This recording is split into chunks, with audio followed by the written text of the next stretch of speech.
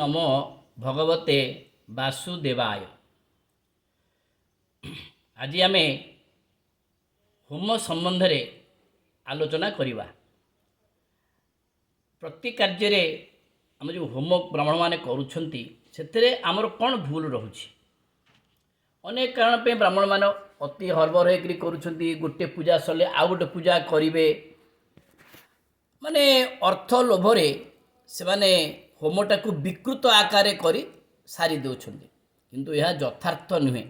शास्त्र कौन कहती, जत्र काष्ठं तत्र श्रोत्रं, जत्र धूमः नासिकां, जत्राल्प ज्वलन्तं नेत्रं, जतो अंगार ततः शिरः, जत्र प्रज्वलिता ज्वाला सा जिह्वा जातवेदसः।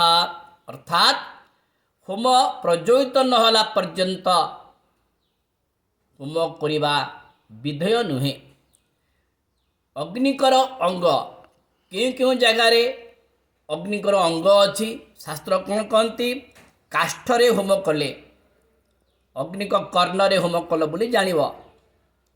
अर्थात जोठारे धूम बाहरुची धुआं सेठे केते ब्राह्मण दियंती घी। धूमटा कौन नासिका, तेणु अग्निक नासिकार तुम होम कल। जोठारे अंगार दे दियंती केते ब्राह्मण घी, सेटा हচ্ছে अग्निकर नेत्र। अल्प ज्वलन नेत्र। जोठारे अंगार सेठारे मस्तक, जोठारे प्रज्वलित अग्नि सेठारे जिह्वा। अतएव अग्निकर जोठारे जो अंग सेटा आहुति देले सही अंगरे आहुति देले सही अंगरे आहुति दियागला बोली जानिबाकू हेब। किंतु विकृत होम करिया द्वारा कौन क्षति हुए, अंग भेदरे आहुति प्रदान फल।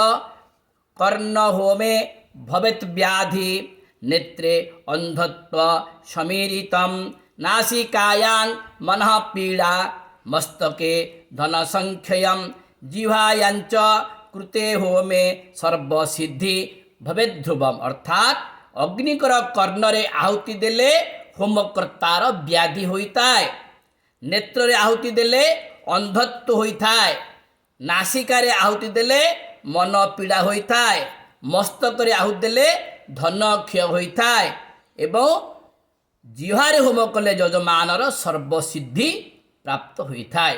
हे ब्राह्मण, आम जो होम करुचे अग्नि प्रज्वलित नहला पर्यंत आमे होम करवा विधेय नुहे। आम जो हरबर रे एटा सारिकी आउ गोटे यजमान पूजा करी सेठे होम करी, यहाँ द्वारा कौन हो यजमान जे कर्ता तार क्षति होछि। अग्निकर जो जगार होम करिया कथा से करवा उचित। ओम नमो भगवते वासुदेवाय।